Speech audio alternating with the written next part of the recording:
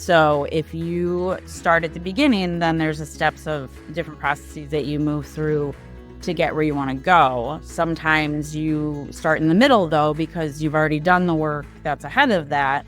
So then it gives you different opportunities to start wherever you're at, basically. To still get your outcome at the end and have a deliverable and meet your goal. It's user-friendly, right? So depending on where you are in the process, you can fit in and then figure out where to go from there. It's important to note, so there's different ways, different places to start, right? The first one is exploring the concern, finding out what you're trying to solve or what the issue is, along with then identifying the problem. Really, you can say your issue is this, but you want to get it to right. So you want to pinpoint it. And then you have to understand the problem, which can include research and can include talking to people who have gone through it or it affects, or getting somebody's buy-in possibly. And then you want to start defining solutions. That includes what are the options to solve the problem. And then you want to make a plan of action, take action, and then you achieve results. So there are people that can start meeting planning and they've identified all of their concerns, but they're at the point where they need to define solutions.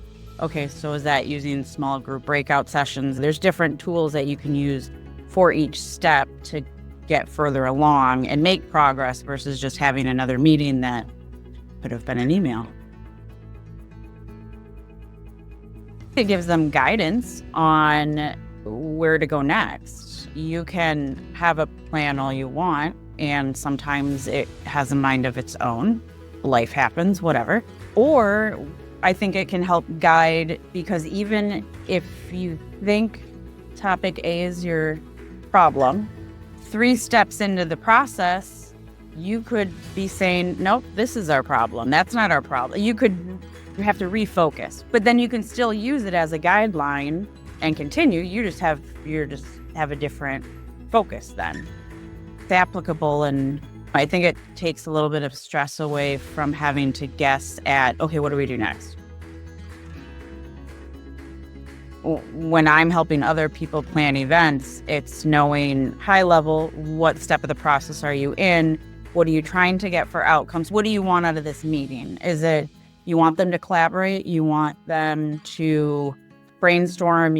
So knowing that can help plan the meeting and suggest logistical items such as table setups or breakout rooms, or if even incorporating wellness or downtime activities in that will still help develop and promote getting the outcomes you want.